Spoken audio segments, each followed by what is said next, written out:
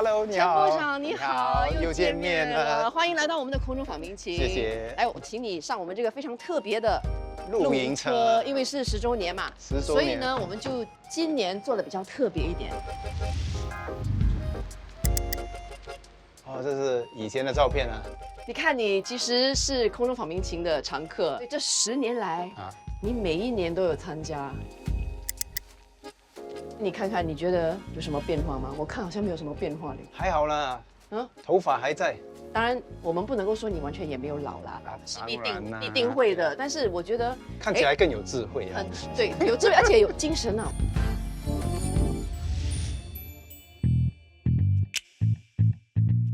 我们在这里也准备了很多这些很复古了的一些食品。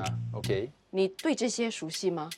其实这一些都挺熟悉，因为我爷爷以前开了杂货店嘛，所以以前我们在那里帮忙，所以以前呢都要卖这些东西，我们都不拿来吃，因为都得去卖嘛，然后要学会收钱啊。不过有时候啊，像这些快熟面啊、鸡蛋这些，有些因为有时候要拿来自己煮东西吃嘛，所以就可能会用到。部长，我今天有没有这个口福？其实我跟你说，部长来这个10周年没有这么容易的啊！我还以为你示范给我，你煮给我吃吗？哎呀，制作组这样跟我说，哎，这一期有什么不一样呢？他部长会煮东西给你吃。我说哇，真的哇，我这么有口福啊！那我们就去来让部长亲自下厨煮这个快熟面给我。就是你放上5、6岁的时候，第一次煮这个快熟面了，因为以前在店里面常有许多的客人嘛，他们常到杂货店里面打麻将嘛，所以人家打麻将的时候，有时候我们小孩子就站在旁边啊，是想收取那个小费了，然后我们有时就去煮给人家吃咯。你自己就是有没有说在家里煮面给自己吃，还是煮给母亲吃，还是煮给？通常是自己煮给自己吃，或者自己煮给家人吃咯。反正不可能说叫家人煮给你吃嘛，母亲都得去工作嘛，所以你不可能说要等到母亲回来才煮面给你吃嘛。所以从小你要开始自己学会自己煮饭、炒菜这些，照顾好家庭。以前母亲做2份兼职，早上嘛是做那个瓶盖的，就是现在我们喝那些什么鸡精啊，就是有一个铁盖的嘛。晚上呢，母亲是去跟一些跨国公司打扫。就做清洁工作，所以他每次晚上去做的时候，他就把所有的那些废报纸啊都拿回家。所以以前我们有很多东西可以在家里读的嘛，好像这些什么亚洲周刊啊这些杂志啦，什么经纪人杂志啊。从母亲那边你学到了什么？因为母亲每天大概早上8点就得去做工嘛，她可能做到下午大概3点，回来休息1个多小时，她就去做晚班嘛。母亲的生活不容易，不过从她的身上也可以学到一种纪律了。你要成功，不是只要看你的本领，更重要的是看你个人有没有那种恒心，有那种纪律。所以这也是我希望说能传给我自己的孩子。我常跟他们讲说，其实每个孩子的天分都不一样嘛。所以你可能在某个领域里面，你可能算是较强的。不过，就算你的本领再强的话，更重要的是你有没有那种进取心，有没有那种纪律，有没有那种恒心，去不断的去突破，去克服你所面对的一些困难。你尝一尝，看有没有回到童年的那种味道。我们有的吃就好了。这个我觉得是最朴实的那种味道。尤其因为是你自己煮的，所以有那种参与感，所以我就常跟学生说，其实现在就算你吃的再好的话，如果你没有那种参与感的话，吃起来还是不一样。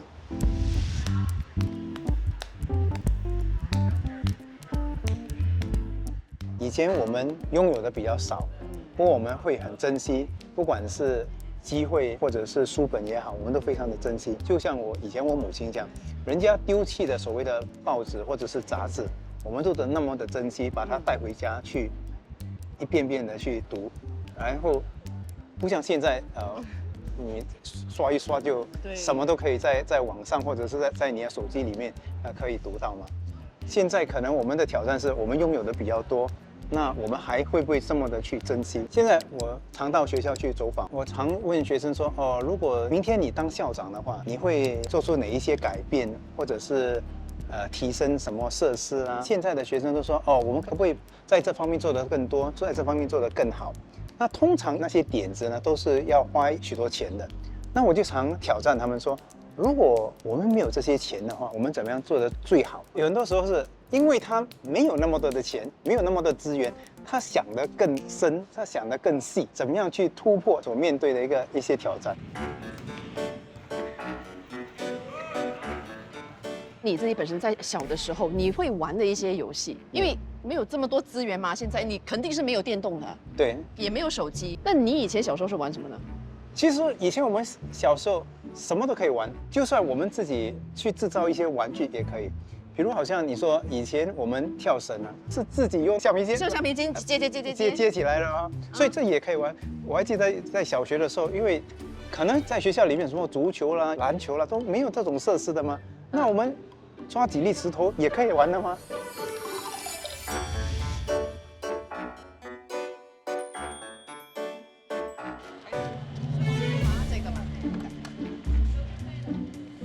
小学的时候呢，我们每次休息我们就会玩这个。这个Five Stone 你会玩吗，部长？会这个以前小时候会玩吗？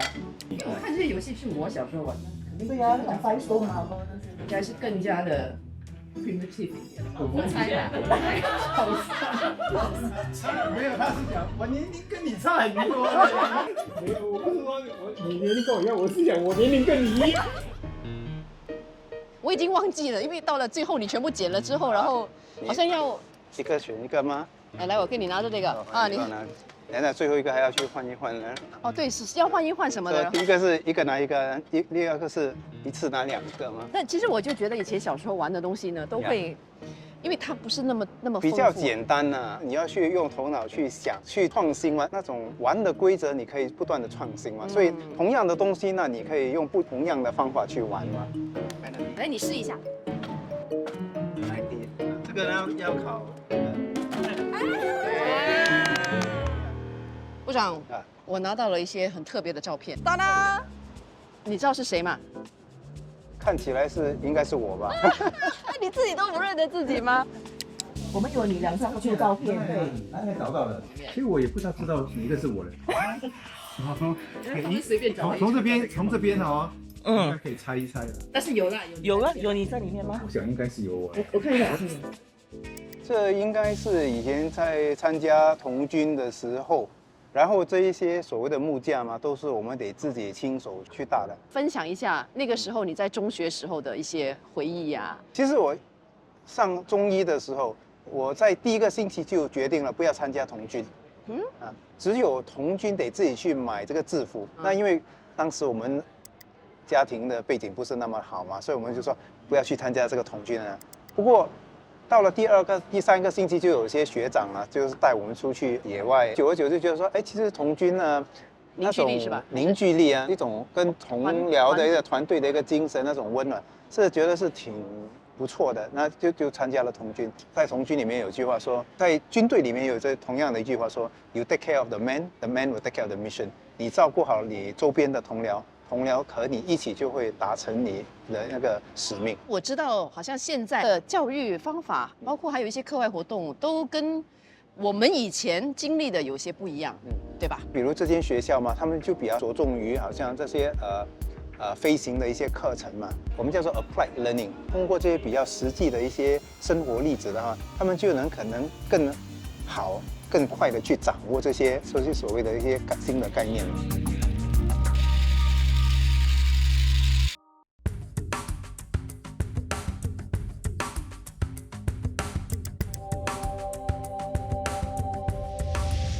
部长，我们今天来到上育学校，这个上育学校对你来说是不是有一个特别的意思的？从很早我就很注意这间学校，因为它对我们的学生的增值是非常的高。它收生是一般平均的学生，不过它所能教出来的学生，在个别领域方面，他们的成就是非常的好。因为这间学校它有一个所谓的少年飞行旅。而且他们都比较着重在这个科技方面，尤其是在飞行科技那方面啊。这里就是它的飞行模拟室。好 ，Hello， 哇，部长好， Hello， 你好。部长好。那为什么会想到要有这样的一个课程？这是我们上虞中学创办了这个以航空为题材的应用实习学习课程。然后我们的中1跟中2的学生都会在每2周上一堂关于飞行原理的一些课程，就让他们可以操控这个飞行模拟器他们的对反应怎么样？这学生的反应？所以起初他们来的时候，看到这个机器是非常有兴趣。不过没有这么容易要操作这个模拟机，所以通常我们都是用电脑软件先让他们有基本的常识，然后他们才可以操作。对，那主要是希望他们可以学到什么？希望说这个能够激发他们对航空业的一些热忱。我们的希望是每一所学校都有他们个别的长处，比如在这间学校他们就比较擅长说跟飞行有关的一些科目。所以很多学生他们在选择中学的时候，他们要到这间学校，就是他们对这方面比较有兴趣。那我们要不要问一下学生的好，时候？你今年是中你2吗？吗？中3。哦，中3。中3。所以你是中2开始有这机会吗？还是中1就开始有这机会？所以你现在有执照了吗？当然是没有。还没有执照。那你已经学了3年，你有什么样的感受吗？我觉得这个其实蛮好玩的，就是好像能让你模拟，然后感受到做机长是什么感觉。可是坦白说，我看你这样，我觉得有点无聊了，因为我看他就是一直只是在那边，好像我觉得好像没有什么，他是高徒嘞，对不对？可能因为他功夫非常深厚了。那你要不要示范一下？就是有没有比较精彩的？可以啊，就好像降落了啊，降落，因为人家说其实飞机降落的时候是最那个飞机师的，对他的技术。你会不会咯这样？你不要给他压力就好。OK， 他现在他要到这个樟宜机场降落。对，这是樟宜机场降落，从北方到南方。对。你是已经在靠近机场的。对，这是那跑道。要看准那跑道。那你的速度是？你是用什么操控那个速度？这个操控。那个是控制我的速度，然后那个蓝色的是这是操纵我的阻力。阻力呀？对，就是好像。如果我把这个往后拉的话，这个下面的一个阻力会机泥会垂下来，放慢速度了。好像真的没有那么容易耶。坐飞机的就觉得好像你看他很简单，手要动，脚要动，眼睛要看。哦，不简单哦。确实不简单。类似这种的视频。降落了。OK。以后你要当战斗飞行员吗？战斗飞行员有点难，所以就做普通的飞机师就行。所以以后你可能会载我们呢。请问要不要试试看？啊，你教我了。可以。今天我拜你为师。就往左弯的话，他也会往左弯。哦。所以他就下去。哦。就弯。还没有这么快啦，不过应该是可以了。说好，谢谢师傅。谢谢你。除了飞行模拟，我知道你们有无人机的。对。哇，这样的一个课程。那你好，你今年是中2，今年是中2的。中2，所以你也尝试了这个2年。对。要不要示范一下？你示范一下。这是一个模拟地震的现场，飞在这个 obstacle 里，然后会看有什么任务可以做，然后会飞回这里。加上如果是在灾区的话，他用这个无人机做一个模拟的测试，就是先飞到那里，然后收集情报，然后再飞回来。对的。好。所以这个是它的编程。它编程它已经做好了。我早就做好了。你早就做好了，所以你现在要试看一下你的编程有没有做成。来，部长。OK，所以按什么？按第一。按这个开始。就起飞了，然后它就自动会跟着你的编程去做。OK，说直飞，穿越了那个2个桌子，然后降落在白板上吧，应该是。还没有降落。还没有在白板降落。那个白板就是那个所谓的灾区啦，所以它在收集情报之后，它就自动飞回到这里，降落在原来的位置。那你应该是很简单吧？你们做了那么熟？不会是那么简单的，因为有时候这个无人机会好像这样子的，它就撞到了。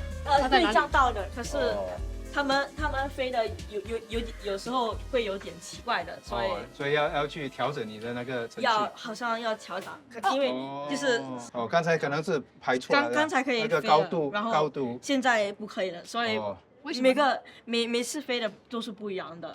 有时候有些突发状况嘛，所以你就要再去修一修你的这个排版。对，其实这种实习方法是非常重要，这是所谓的无人机嘛。但是你要怎样去用？你了解了它的性能的时候，你才能去调嘛。因为可能在他们的编程过程中，你叫它飞这么的高，它实际做起来就可能飞不到那个高度。这台无人机有它一定的限制，所以其实我们要训练它的，不是它只要做一个编排，更重要的是它在整个过程中要怎么样去调整，来克服这些困难。因为我们在人生过程中一定会碰到一些突发状况啊，他们如果去调整的话，去做出反应的话，那其实也是教学法的一大任务。股长到你了，你要用电池来飞还是手控？手控吗？手控吧。哇，手控哎，可以说起飞了，然后这是往前走， OK， 所以要往前就是走。比较高。哦，所以要往前走，你看着它就那就这样。哦，要甩比这样。较高。哦 ，OK， 然后就停。OK，看到他们要拍照吗？也好啊，可以拍拍照啊，拍照这样，这样拍照吗？拍照是这样的。拍照是这样，呀，拍了吗？拍了。哦。然后就收集了一些情报。第一往那点，边就是走，就是要这边。这是控制它的那个相机，这是往前走往后，这是飞行器的往前往后走。哦，它的方向转，也哦可以转的。哦，就你看啊，这样它就转，它就一直转过来，这然后它也可以360度的了。好 OK，然后现在你要安全降落，没有，你要回过来。回来。可以小心一点啊。可以啊 ，OK 还好。然后过来一点点。 OK， 你要降落就要右按这个。OK， 没关系，要确认一下是不是OK， 可以降落了吗？这个可以在手上。哦，在手上降落。OK， 如果你要放往这里来放你的手，然后会降落的。好，我们来试一试，这样。就放这样。对。啊，所以因为他感觉到那个手，感觉到，他就自己会感觉到那个手，所以是自动降落吗？啊，哇，这个很有趣。小心呀。走啊，对。原来这个无人机真的没有那么容易。没有那么的容易，不过因为会激发学生对学习的热忱嘛，人生可能会有许多的挑战。不过只要你有那种恒心，有那种毅力的话，你可以一步一步的去克服它们。部长，你说好像每间学校他们推出这种不同的课程，很多时候也要看老师本身可能有一些什么样的专长。那我知道接下来呢，我们要去探访的这位老师，他好像是中途转行的。对。哦，所以我们现在在教育部大概可能每10个老师之中有1个都是所谓的中途转行，他们也带来不同的人生经验。那我们去访问他一下。好。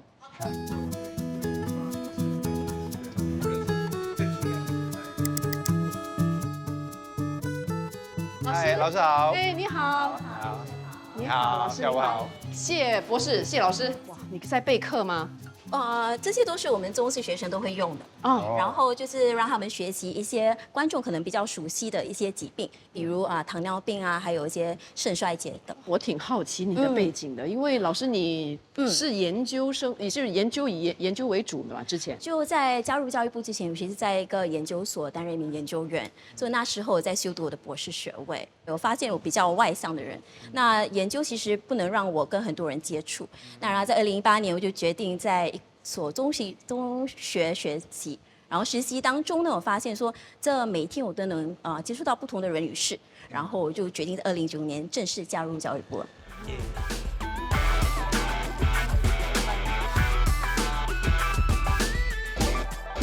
昨天呢，其实我们跟一群中式学生其实做了心脏解剖。哦，心脏。其实想让你尝试的，你想尝试吗？哎呀，那我应该昨天就来了。心脏解剖。那心脏解剖其实我们是用羊的心脏，然后让他们切开。但有些学生其实比较大胆，他们就很敢的就去切开那些心脏，然后可以看里面的结构，还有一些血管啊之类的。那我们今天做的这个是，就我们有3个瓶罐嘛，我们就把里面的那些样本放在那个试管里面，然后我们就再加入这个药剂，然后就放在。这是什么样本呢？对，这个是什么？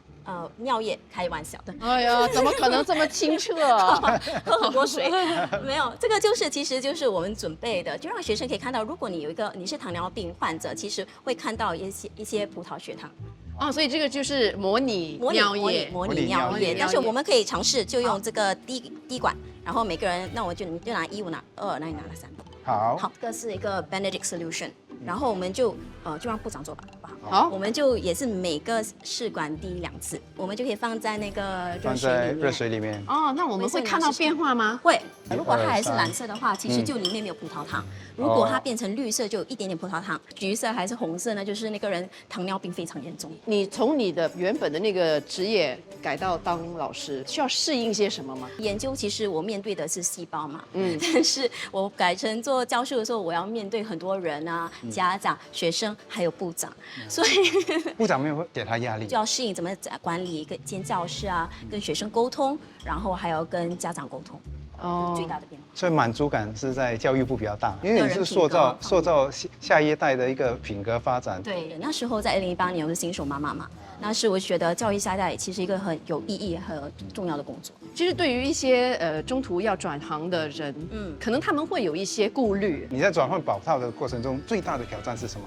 那时候最大的那个困难可能是想我到底能胜任吗？不同的挑战也有不同的哦，一种现在就可我们会不会以看到了。滚得太长时间？对对，第3个其实是应该是最多的，最多的第2也挺糖多的分，其实。第2糖分也哇，不少，变红了。那个非常健康，非常健康，对，没有学生糖分。就一目了然，就可以学生可以了解到，如果有糖尿病的话，在尿液里面其实可以看到那个葡萄糖的。我总觉得学生在学习的过程中，他们比较喜欢那种游戏的方法。我们有个挑战啊，或者是你在探索一些不同的世界，他们从来没有见过的，他们会发觉到，哎，我有新的尝试，他们就可能比较有兴趣了。那老师本身，你是不是也是因为从事了教育嘛，也要提升自己呢？其实我觉得最重要的是，因为学生看到老师也在不断的学习嘛，所以他们也会激发学生的学习态度。我不是毕业了之后就停止学习了，就像老师也在不断的学习，那我也是一样的要不断的去学习嘛。其实我一直在学习，因为我对学习有很大的渴望。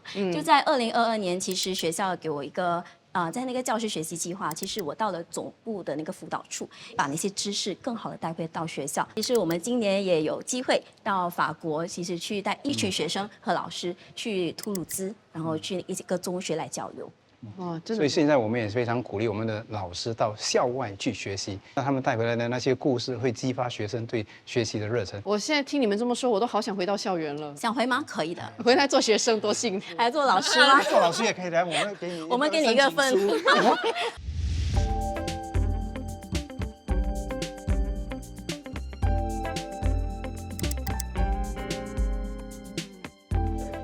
部长，我看到前面有一个 Dream Lab。啊哈，哎，这个地方是让梦想成真的地方呢，还是可以去发白日梦的地方呢？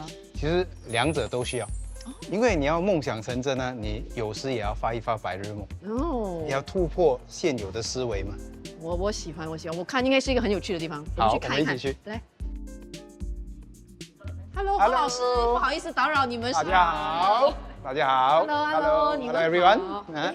我看到他们好像不是在做梦哎。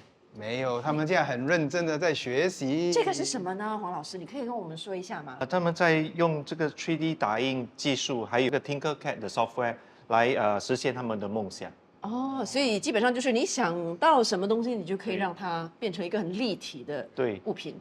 对，创意无限。所以好像你跟我解释一下，你们现在想要打印什么呢？我设计了一个行李箱袋，所以你可以放你自己的名字在里面，所以放名字在里面，可以放在行李箱的外面。哦，你是在这里设计了之后，然后传讯到那个打印机那边，那打出来，然后就让它这样打印大概2、3小时。哦，他现在在打印吗？对，他在打印这个octopus 像，我们打印出来了。然后我们的art department 他们让学生发挥他们创意。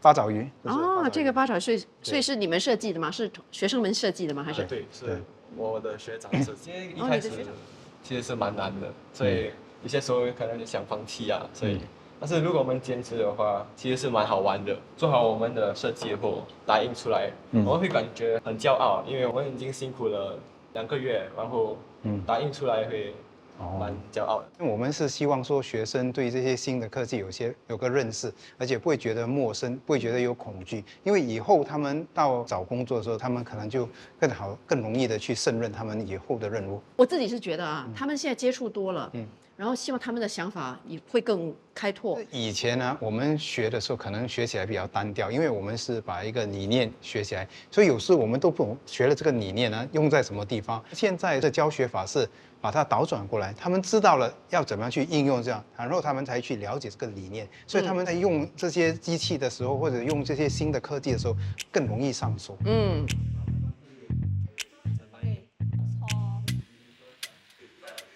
那感觉哇，中学多姿多彩。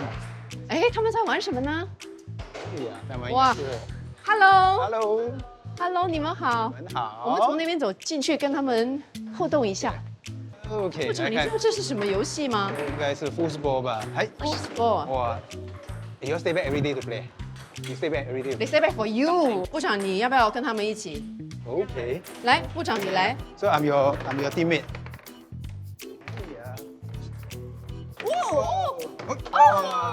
Hey, Pro man. Pro man. So you stay back every day to play, or only today? Sometimes. Sometimes. How often you stay back?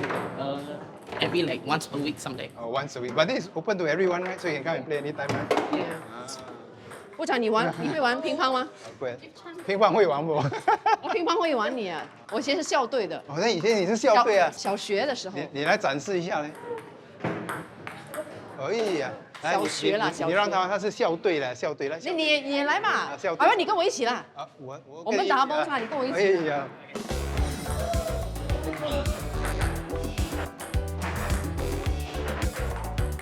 哇，要杀球了，这个没有，真的是校队了。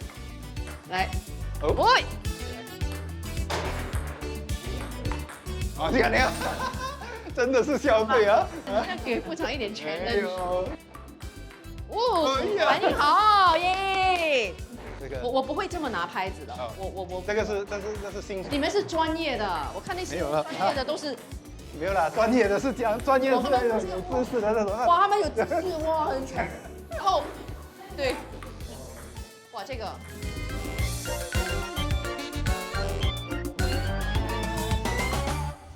今天真的是要谢谢部长带我来参观校园，我真的觉得现在的中学跟我以前上的中学很不一样。那我相信当我的孩子步入中学的时候呢，他们可以获得的那些项目会更加的精彩。一定，因为我们也不断的在进步，我们也希望把教学法做得更好，让我们的学生有一个更好的明天。哎呀，真的是谢谢部长！来，空中访民情。